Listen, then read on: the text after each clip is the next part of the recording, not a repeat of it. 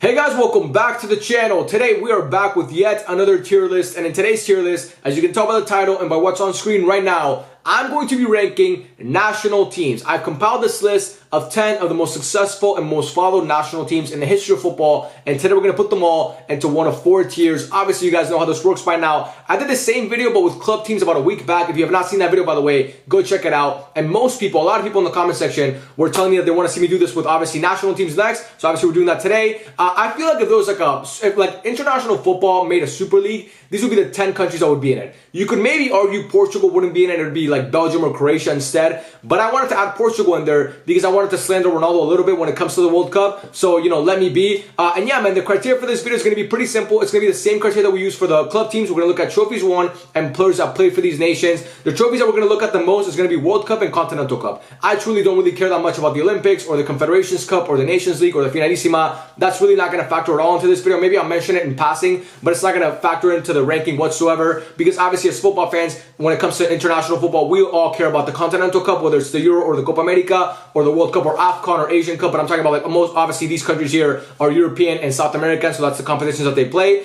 And yeah, man, this should be really, really fun. If you guys like this video, let me know in the comment section. And yeah, let's start ranking some national teams. Starting off with England. And to me, and this might be controversial, I can already see the England fans getting mad at me in the comment section and typing, "You fucking wanker, you don't know what you're talking about."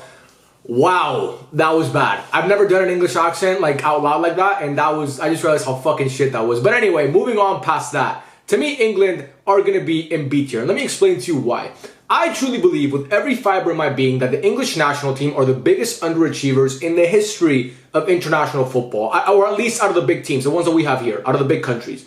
I don't think any country has produced more talent than England and wasted so much of it. They have had so many golden generations of great players, and they really, all of them have basically underachieved apart from a few of them. And those few are basically the one that won the World Cup back in 1966, because England in their whole history have only managed to make 2 international finals. Now let's talk about those finals. Like I said, in 1966, England, hence why they have the star above their crest, they won the World Cup. They reached the pinnacle of world football, beating West Germany in their home country in a World Cup final. A really good West Germany team, by the way. And that England team with Bobby Charlton and Bobby Moore, they did that. No one can ever take that away from them. England is one of the few countries that has won the World Cup, which is amazing.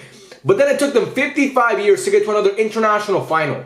55 years, bro. And that was obviously the Euro in 2021 where they lost to Italy. Their one and only Euro final, and they lost it again playing at home at Wembley Stadium. A golden opportunity. We see Luke Shaw score that goal in like the first 5 minutes. England fans are taking off their shirt. Wembley's rocking. It's finally coming home. And then what happens in the second half? Gareth Southgate sits on his hands and Italy equalize, and then you end up losing on penalties after Saka, Sancho, and Rashford all missed their penalties. And then obviously the rest is history. It's a loss that I'm sure to most England fans it still haunts them to this day, because they were this close to winning that tournament and finally bringing it home, like they like to say. And obviously in 2018 they made the World Cup semi-final and lost to Croatia, a team that in my opinion they had no business losing to. I think that England team on paper was better. Obviously their whole World Cup run was kind of Mickey Mouse because they had the weak side of the bracket, but still, man, you're playing Croatia in a World Cup semi-final, you gotta win that game and go to your first World Cup final in, what is it, 50 years or something crazy like that, 52 years. And then they also made a World Cup semi-final in 1990 and lost that game to Germany, I'm pretty sure. So they've made a couple World Cup semi-finals here and there. They made a Euro semi-final in 1996. That was a game where Gareth Southgate, the current manager, actually missed a penalty to take them to the final. Again, that was, I'm pretty sure, in England as well. That was in their home country.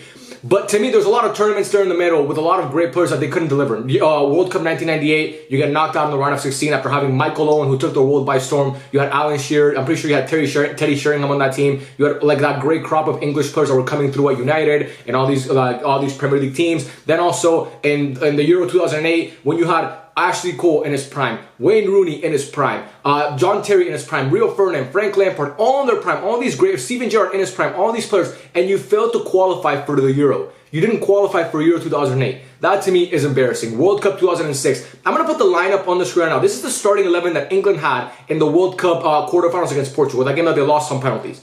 Look at this team, bro. Look how insane this team is. That back line is as good a back line as you will see. Ashley Cole, Rio Ferdinand, John Terry, and Gary Neville. Ashley Cole, ask Ronaldo, Cristiano Ronaldo. Ashley Cole is one of the greatest fullback defenders in the history of this game. To me, he's the best. He's a top 3 left back of all time in my opinion. That guy was that good. And Rio Ferdinand and John Terry are simply 2 of the greatest center backs the Premier League has ever seen. And then you also have Gary Neville, who was a staple for those United teams with Sir Alex Ferguson, that obviously won a bunch of trophies. And then in the midfield, you had Frank Lampard, Paul Scholes, and Steven Gerrard. And then a front two of Joe Cole, who was a fantastic player, and Wayne Rooney. And you can't even make a semifinal. Fucking World Cup 2014, you get grouped. You get grouped in the World Cup in 2014. Granted, they had the group of death, but still you get grouped. Sorry, I had to burp. And then fast forward to Euro 2016, to me the most embarrassing England tournament that I've ever seen. That Roy Hodgson team, sorry. You lose to Iceland in your first knockout game, and you had, I remember this so vividly, Roy Hodgson had Harry Kane taking fucking corner kicks. Wayne Rooney was getting shoved into that team where he had no business playing in that team.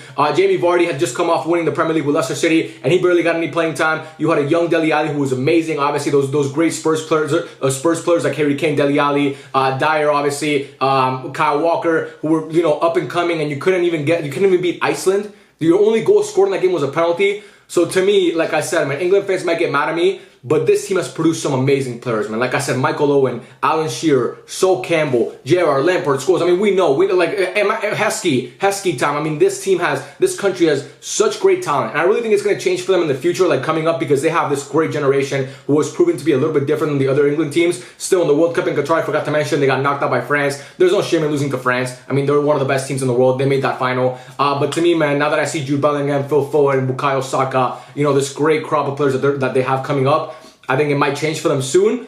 But still, for now, they're going to go into feature for me because they've underachieved at too many tournaments for me to put them above that. Moving on to France. France, to me, is going to fall into A tier. Give it like 10 more years and France is for sure going to find its way into S tier. But for now, I feel like France haven't been consistent enough throughout the history of football for me to put them with like the next tier of teams that we're obviously going to see very shortly here once the tier list is completed.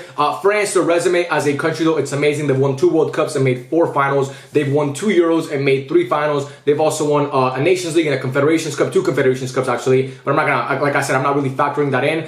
France, in the early stages of like the World Cup and the Euros, they weren't really competing at a high level. Then they had a couple years in the 70s and a couple World Cups in the 90s where they failed to qualify for the tournament. In the 80s, with Michel Platini, they sort of had like this golden period where they won a Euro in 1984 in their home country. And Michel Platini in that Euro had one of the greatest tournament runs in the history of football, individual performances ever. I mean, go watch that Euro by Michel Platini. This guy was on a fucking tear, scored a goal in the final, scored a goal in the semifinal, and he was amazing. In the 1982 World Cup, they also managed to make the semifinal, and they also won the Euro in 2000. We remember that game. Actually, we don't remember because I wasn't even alive to watch that game. But in 2000, that game against Italy in the final, I remember a very historic game where Trezeguet scores the golden goal in extra time. A beautiful goal, by the way. It was a volley that he scored to obviously take them to win their second Euro. In the World Cup, in 1998, they won their first World Cup in their history in their home country, beating Brazil in that final. A Brazil team that was on their way to making 3 straight World Cup finals at that point. They made the final in 94, obviously 98, and 02, and France was the only team that beat them in the final. That French team didn't just beat them, they dominated them 3-0 in that final with 2 goals from Zidane and 1 goal from Petit or Blanc. I forget which one, but one of those 2 guys I'm pretty sure scored that goal. And it was one of the biggest upsets and one of the biggest surprises in the history of a World Cup final because everybody thought that Brazil team was going to win, and obviously they didn't. In 02, I think they got grouped, or maybe they made the quarterfinals, I'm not sure, but I think they got grouped. In 2006, they made obviously the final and lost to Italy on penalties after their captain got sent off because he headbutted someone. In 2010, really disappointing. Coming off that final, they get grouped in that tournament. In 2014, they make the quarterfinals and lose to Germany 1-0 in that game, but they were kind of on the rise. In 2016, in the Euro, they make the final and lose to Portugal. In 2018, in the World Cup, they have that dominant run where they win the whole tournament. And then in 2022, you obviously make the final and you lose to Argentina in one of the most historic games in the history of the World Cup. France also, when it comes to their players, they've had some amazing players, guys like Kylian Mbappe, guys like Antoine Griezmann, guys like Zinedine Zidane, guys like Frank Ribery, guys like Emmanuel Petit, guys like Laurent Blanc, guys like obviously Thierry Henry, guys like, I don't know, like Marcel Desailly, Makelele, all these different players, Vieira as well, N'Golo Kante. Some of the best players in the history of football are French players. Michel Platini, like I mentioned. So France, when it comes to players and when it comes to tournaments, they're about to be a big boy. France is going to be the best national team in the world for the next decade. You have Kylian Mbappe, who to me is the best player in the world and one guy that we know shows up at every international tournament, especially the World Cup. And you also have basically every single good youngster in the world is French. Their center back options are insane, man. Saliba, Konate, Upamecano, Fofana. It's crazy, bro. Koundé. They have a multitude of riches. I mean, they're spoiled with players. It's insane how many good players France has.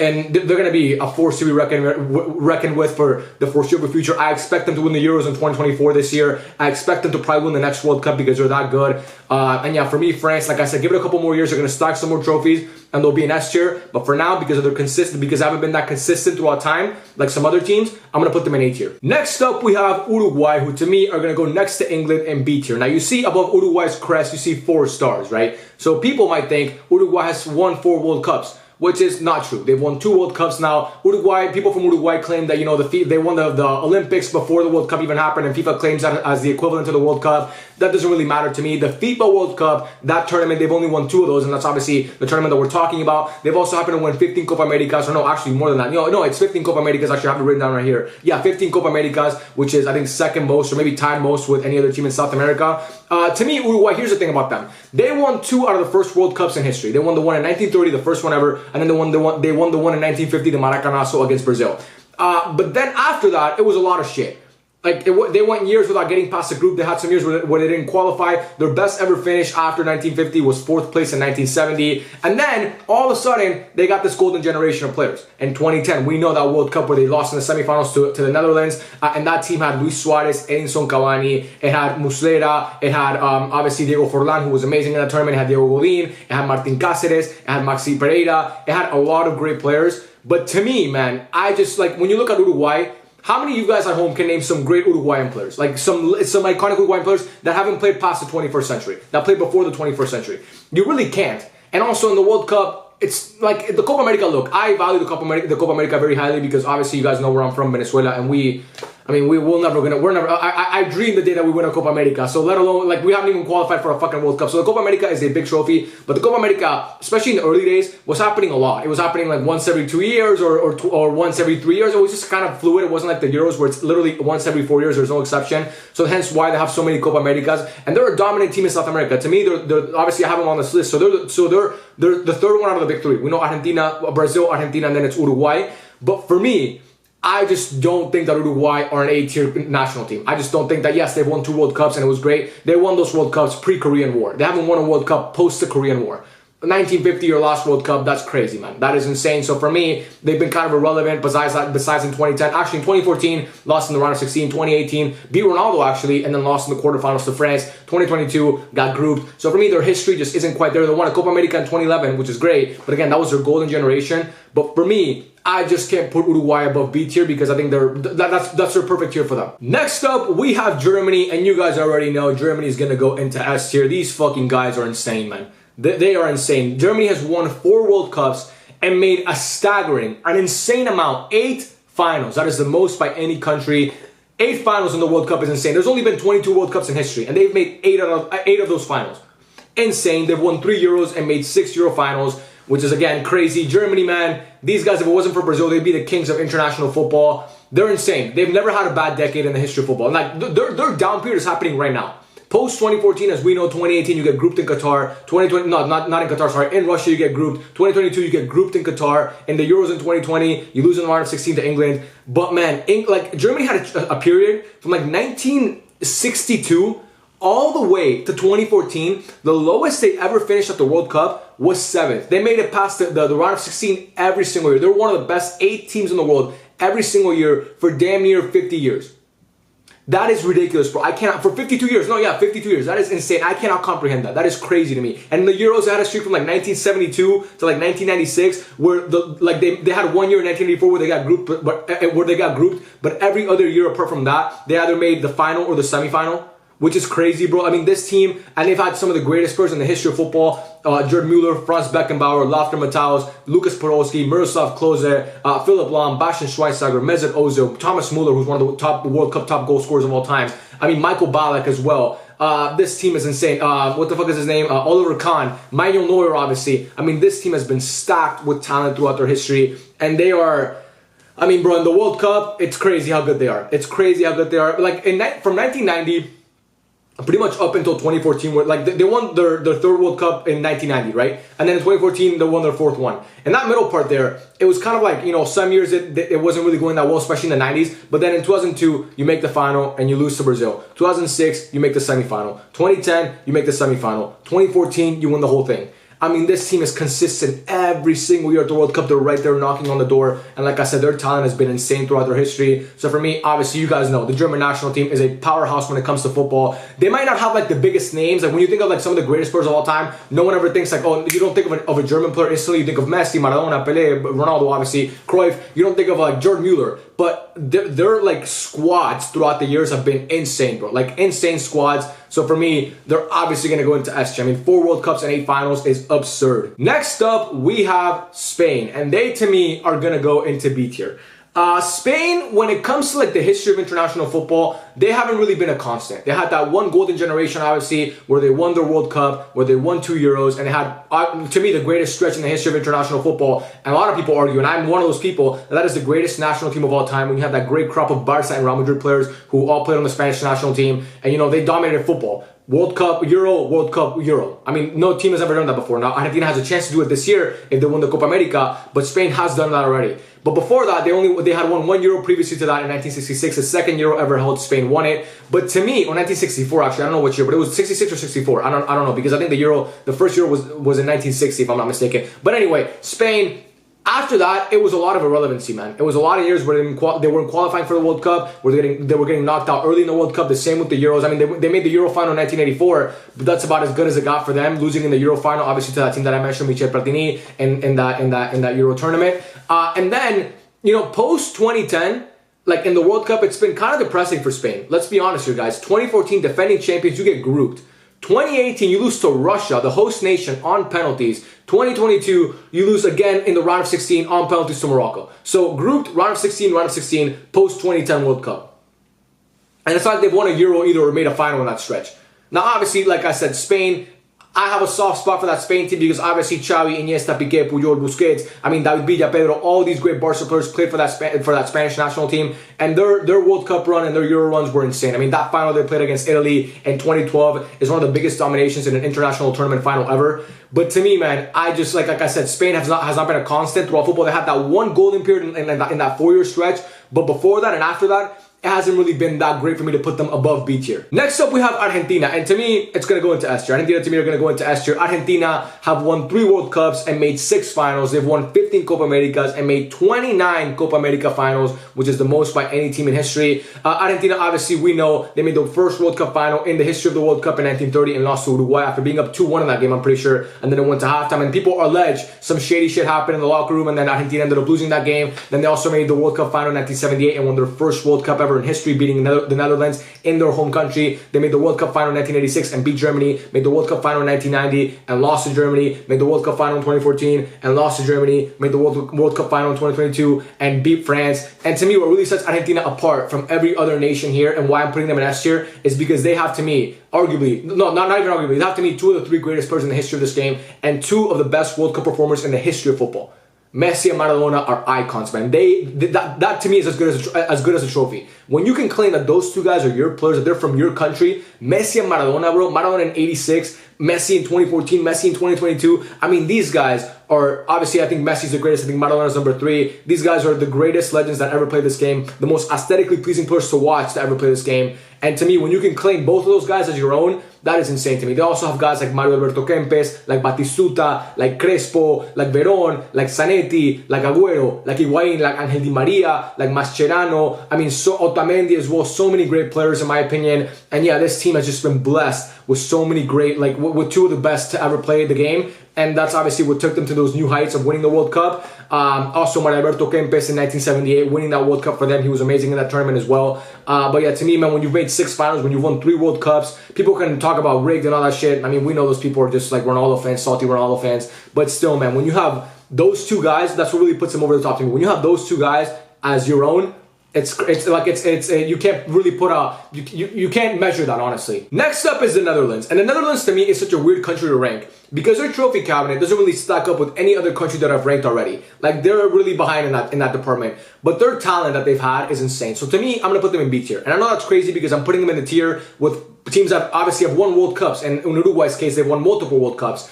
But to me, the Netherlands, man, they've made 3 World Cup finals. That's crazy, bro. They've made more World Cup finals on their own than Spain and England have combined. That's pretty remarkable in my opinion. And all 3 of the World Cup finals that they lost were basically against historic teams in heartbreaking fashion.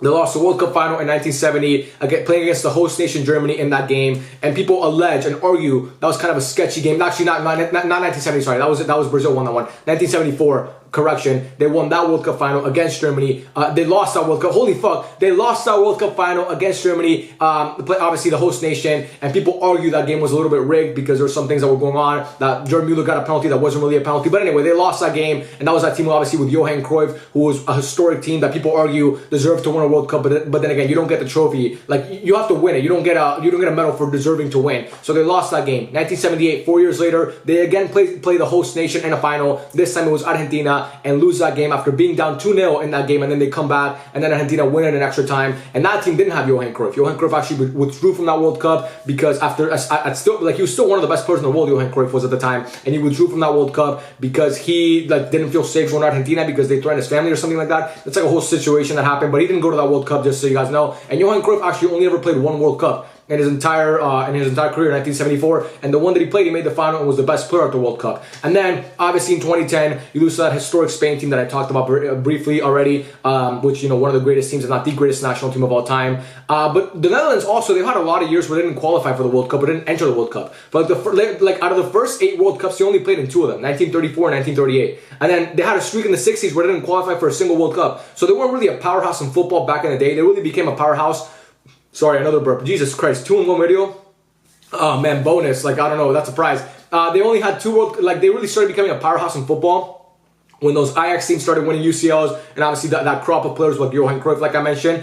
And then, you know, they won a Euro. Actually, they have won a major trophy. They won a Euro in 1998. They beat the Soviet Union in that final, and that was that game where Ruud Gullit scored a header, and also Marco van Basten scored that insane volley, one of the greatest goals in the history of a tournament final. I'm sorry about that. I just fucking spazzed out. Of a tournament final. If you have not seen that goal, by the way, go look at that goal. Actually, I'm gonna play a clip right here.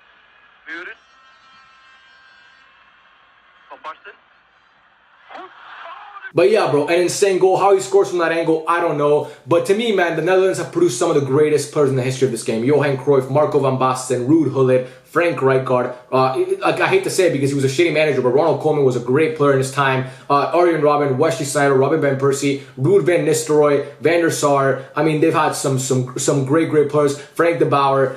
So to me, again, their trophy cabinet when it comes to the World Cup specifically isn't really there. They have made 3 finals, however, but they have also won a Euro, which is a big trophy, and you know, they've had some great players. So to me, that's good enough to put them in B tier. Next up, we have Brazil, and they're obviously going to go right next to Argentina into Germany in S tier, and they're going to be number 1 actually in S tier. We're going to move Germany back a spot because to me, Brazil is the greatest national team of all time. They've won 5 World Cups, obviously record most. No other team has won 5, obviously. Germany is the next closest in Italy with 4. They've made 7 finals. They've won 9 Copa Americas and made 20 Copa America finals. And they also have, they've won countless Confederations Cups and all those other trophies. And Brazil, to me, the craziest stat about Brazil and the national team is not the fact that they've won 5 World Cups. It's not the fact that they've made 7 finals. It's the fact that they've never failed to qualify for the World Cup. Every single World Cup, there's been 22 World Cups held in the history of football. They've been at every single one of them.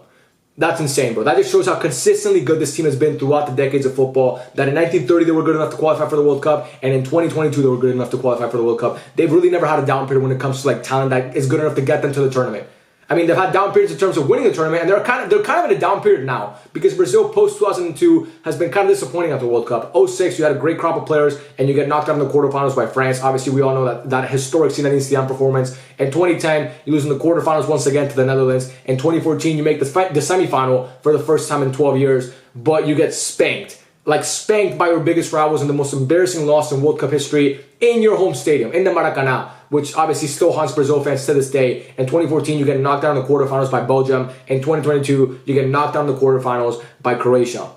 Not good enough, man. They won the Copa America in 2019, but also in the Copa America before that they hadn't won one since 07, which actually took place in Venezuela, which is kind of crazy. I actually went to a couple of their games. But anyway, Brazil to me, but obviously that's besides the point. Brazil in the 60s were a dominant nation. In the 70s, they won a World Cup. Obviously, in 94, they won a World Cup. And they've had some of the greatest players in the history of this game. Obviously, we know Pelé, Garrincha, Tostao, R9, Romario, Rivaldo, Roberto Carlos, Cafu, Ronaldinho, Kaká. I mean, this team is insane. This team has had so many great players, some of of the greatest World Cup performers of all time are Brazilian players. You could argue the two greatest, R9 and Pelé, are both obviously Brazilian. Both won World Cups for Brazil. And yeah, man, to me, I don't have to say much about Brazil. Obviously, you guys know 5 World Cups. That really speaks for itself. Moving on to Italy. Italy, to me, oh man, this might be controversial again, but I'm going to put them in A tier right next to France. Here's the thing about Italy, man. They have won 4 World Cups, which is obviously the second most all time. They've won more than Argentina, but they're a tier below Argentina. And they've also made 6 finals. So the same amount of Argentina, but they have obviously a better win percentage in finals because they've won 4, Argentina's 3. They've won 2 Euros and made 2 Euro finals. So both of the Euro finals that they made, they won. But to me, here's the thing about Italy. 2 of the World Cups that they won were both in the 30s. In 1934 and 1938. If you don't know, by the way, that's in the middle of the Benito Mussolini dictatorship. I'm sorry, bro. 1934, 1938. I'm like, again, maybe it's a fault of my own that I'm not giving them that much credit for that. But I mean, dude, that shit happened almost 100 years ago at this point. Like, come on, 90 years ago. I can't give you that much credit for those World Cups. And then post that, it was really, like, they weren't irrelevant in football because Italy has always been a nation that has kind of been a constant, but they weren't really one of the big boys, let's say. The next World Cup final that they made was in 1970, and they got spanked by Brazil in that final in Ciudad de Mexico. But that Brazil team is arguably the greatest national team of all time. So again, you don't fault them for that, but they lost 4-0 in that game. And then after that, they made the World Cup final in 1982 and won that one against Germany. Paolo Rossi had an amazing tournament. He had one of the greatest World Cup runs of all time, scoring a hat-trick in the semifinal. I think he scored a brace in the final, if I'm not mistaken. That final actually took place in the Santiago Bernabeu in Madrid. And then after that, they made the World Cup final in 94 and obviously lost on penalties to Brazil, that famous Roberto Baggio miss. And then in 1994, they made the quarterfinals and lost to France. And then finally, 2006, they went back to the final and won it on penalties against France. But then post that, man, like, go look at Italy's track record post 06 in the World Cup. Like, 2010, you get grouped.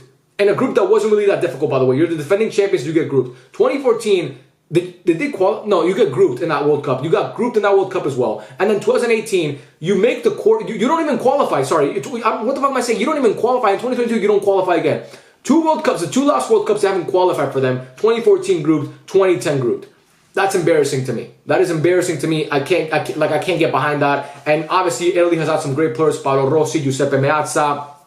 Who else am I missing? Obviously, Andrea Pirlo, Ambrosini, Del Piero, Totti, Zambrotta, Nesta, Baggio. Like I said, they've had some great players in their history. But to me, I don't know. Like, obviously, they have double the World Cups that France has, but I don't know if you could argue that Italy. Like, I think France has better players all time than Italy. I really do believe that.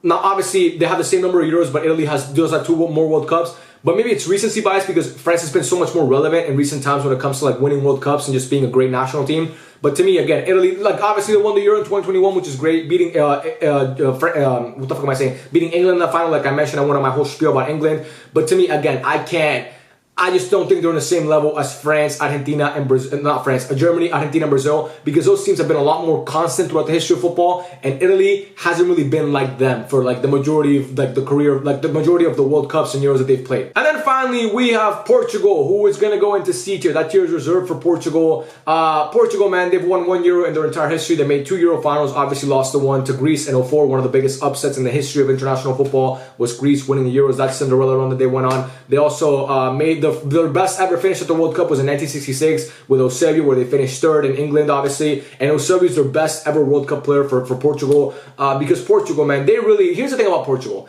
They had a great player. They have a generational player who played for them in the national team. And that player underachieved at basically every single international tournament that he played. And I can even include the one that he won. And Ronaldo fans, cover your ears because I'm about to slander him a little bit. Because it's the facts, man. I'm just speaking facts. Euro 2016, they won that tournament. Ronaldo was great. Not great. He was good in that tournament. I'm being nice there. He was good. He didn't play the final and they won anyway because Eder scored that goal. But like Portugal's track record in the World Cup, when you have Ronaldo, who was arguably the best player in the world, it's shameful in my opinion. And Ronaldo fans always talk about, like, you see England and Portugal was in C tier. You can compare him in the national stage to Messi because Argentina, you put him in S tier. Here's the thing about that. I agree that Portugal and Argentina are on the same tier when it comes to international success, but that doesn't stop Ronaldo from performing at the World Cup. He's never performed well at a World Cup, and I'm not exaggerating here. 2006, they make the semifinal. He was good, not great. 2010, Ronaldo is the 2nd best player in the world already. He's cemented as number 2 behind Messi. What happens to Portugal? They get knocked out of the round of 16. And he ghosted most of that tournament. 2014, you get grouped. You get grouped in 2014 when you had Ronaldo after coming off winning a Ballon d'Or. 2018, round of 16 to Uruguay, and Ronaldo basically ghosted that whole game. And his only trophy in that whole tournament was winning was scoring that hat trick against Spain. And then 2022, he gets benched. So for me, man, like I said, I wish Portugal, maybe if their all-time great players showed up in the biggest moments, they would probably be above this. But not like you haven't made a World Cup semifinal in what, fucking almost 60 years at this point. So to me, and look, Portugal has had some great players, like I said, Ronaldo, Eusebio, Figo, who else? Deco as well, Rui Costa, Ricardo Carvalho, Font, Rui Patricio, as we know, obviously, like they've had some really, really good players. Quaresma as well, Nani, they're obviously not crowned Pepe, so they've had some good players, but to me, again, they don't really compare to the other national teams here. So for that reason, I'm going to put them in C tier, because if only their best ever player showed up at the biggest tournament, man, what could have been? And that, guys, is going to end the tier list. I hope you guys enjoyed it. Ronaldo fans, obviously, I know you guys are going to be mad at me for that little Ronaldo slander at the end, but I have to throw that in there, man. I have to speak facts, so don't get mad at me. And yeah, man, I hope you guys enjoyed this video. Thank you guys so much for watching. I love every single one of you, and I'll catch you guys in the next one. Peace out.